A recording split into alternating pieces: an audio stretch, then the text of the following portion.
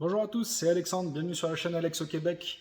Aujourd'hui, je me trouve à la caserne de Matagami, dans le nord du Québec, et je vais vous présenter la nouvelle lettre d'embauche des Sercom qui vous est proposée et que vous pourrez signer très prochainement.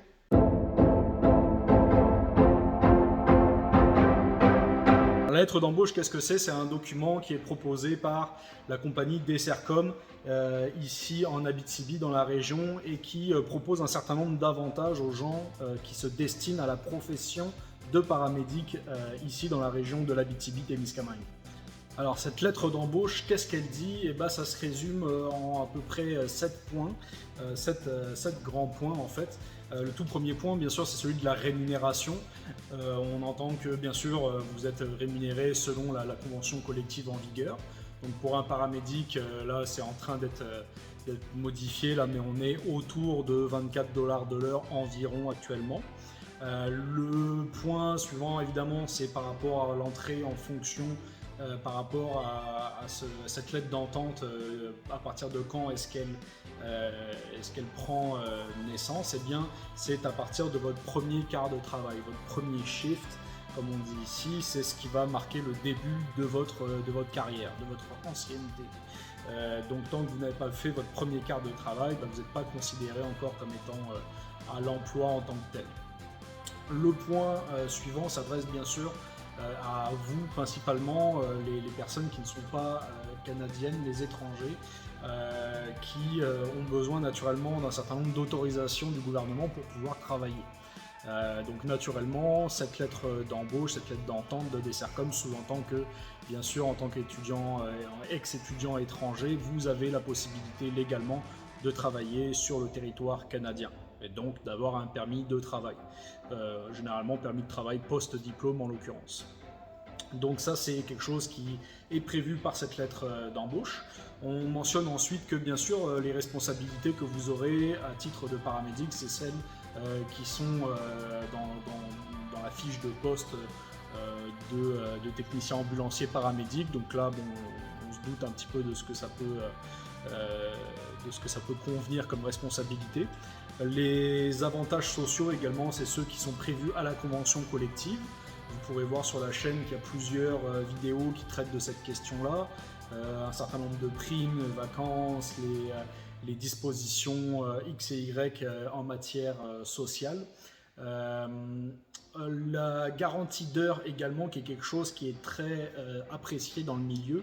On a beaucoup de compagnies aux alentours de Montréal, aux alentours de Québec, qui généralement sont des secteurs qui intéressent beaucoup les personnes qui ne viennent pas d'ici, dans le sens où c'est souvent les premières villes qu'on connaît en tant que Français. Quand on évoque le Québec, bon bah c'est pas mal juste Montréal qu'on connaît la plupart du temps. Beaucoup de ces compagnies-là n'ont pas d'heures à offrir. C'est-à-dire qu'elles ont déjà beaucoup de monde de paramédics par rapport au bassin de population qu'elles desservent. C'est évidemment un cas, c'est une généralité ici, là ça ne s'applique pas pour tout le monde. En Abitibi, on manque à ce point de paramédics que l'employeur offre une garantie d'heures de 80 heures par période de 2 semaines. C'est-à-dire qu'on vous garantit le fait d'avoir 40 heures par semaine. Si jamais vous êtes amené à en faire moins parce qu'il n'y a pas de quart de travail à vous offrir, vous êtes tout de même payé sur cette base-là, sur la base de 40 heures semaine. Si jamais vous faites à un moment donné 30 heures, 35 heures, eh bien vous serez quand même payé comme si vous aviez travaillé 40 heures. Donc ça, c'est quelque chose qui est très intéressant.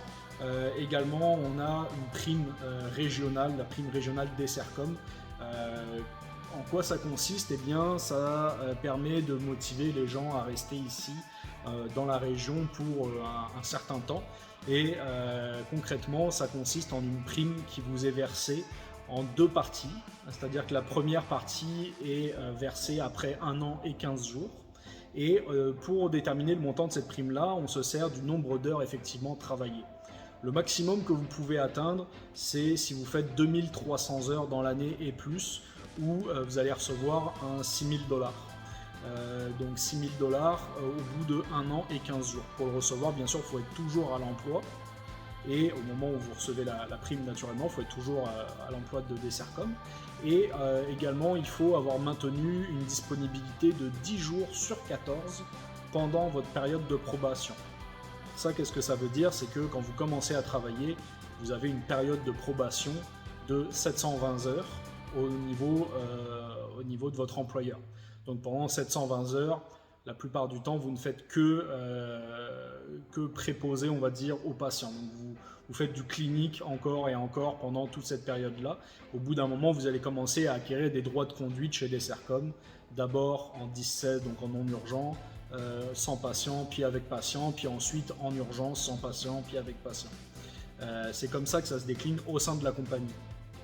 Donc, pendant votre probation de 720 heures, vous devez maintenir dans tous les points de service, donc il y a 11 casernes ici en Abitibi pour Dessercom, vous devez maintenir la disponibilité dans tous les secteurs 10 jours sur 14.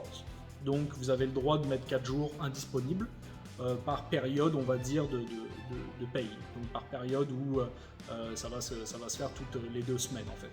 Donc vous pouvez accoler 4 jours à la fin de votre période, votre première période de paye, et vous pouvez accoler 4 jours au début de la suivante. Vous pouvez avoir 8 jours par exemple de off, on va dire, non disponible. Ça, c'est correct. Et vous devez être vraiment dans tous les secteurs, donc même s'il y a des secteurs qui sont éloignés ou qui plaisent moins, on vous demande de maintenir cette disponibilité-là le temps juste de votre probation. Ça, c'est un gros avantage par rapport à l'ancienne version qui demandait une disponibilité dans tous les secteurs pendant une durée de 2 ans. Donc 1 an et 15 jours, vous pouvez avoir $6 000 maximum. Au minimum, là, on est autour de $1 000. Donc c'est quand même des primes intéressantes. Auparavant, il y avait $10 000 de primes d'emblée pour ceux qui s'engageaient pour 2 ans. Maintenant, on peut aller jusqu'à $12 000 pour 2 ans, puisque au bout de 2 ans et 15 jours, vous allez pouvoir avoir une nouvelle prime de $6 000 si jamais vous avez fait aussi 2300 heures ou plus durant cette année-là.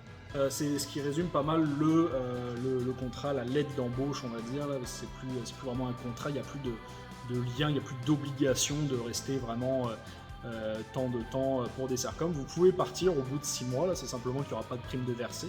Puis vous pouvez partir au bout de 1 an et demi, c'est simplement que vous aurez uniquement la première période de prime de versée.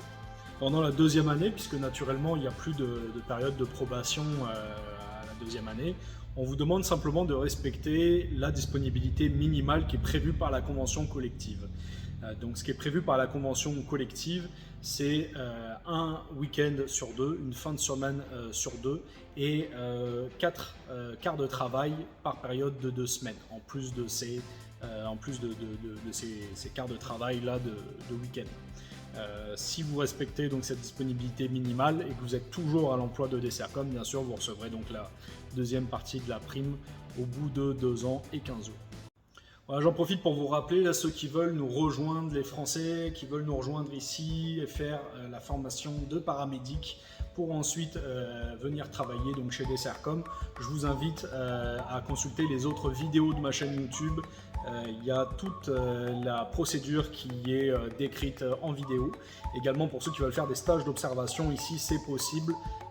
Vous avez également une vidéo pour ça là, qui vous explique comment et dans quelles circonstances le faire. Provisoirement, là, il n'y a plus de grève, on continue maintenant là, à accepter donc les stagiaires, les stages d'observation notamment. Je vous encourage à le faire si c'est une expérience que vous voulez vivre. Les amis, merci d'avoir suivi cette vidéo d'Alex au Québec. N'hésitez pas à liker cette vidéo pour m'encourager à en poster de nouvelles. Bien sûr, n'hésitez pas à vous abonner et à activer la petite cloche pour ne rien manquer de cette aventure québécoise. Et bien sûr, n'hésitez pas à partager à tous vos amis. À la prochaine.